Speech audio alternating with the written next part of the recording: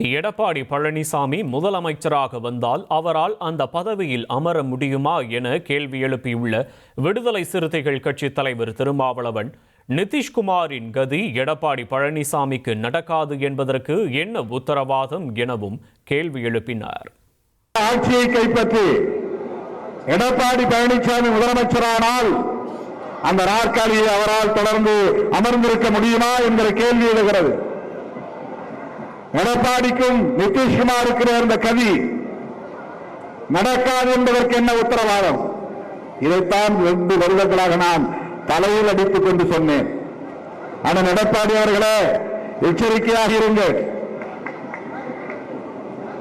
எம்ஜிஆரும் ஜெயலலிதாவும் கட்டி காப்பாற்றிய திராவிட இயக்கமான அதிமுகவை கரையை விட்டு விடாதீர்கள், காப்பாற்றுங்கள். நீங்கள் தனித்து நின்றாலேயே அதிமுகவின் வாக்கு வங்கி உங்களுக்கு மிகப்பெரிய அளவிலே கை கொடுக்கும்.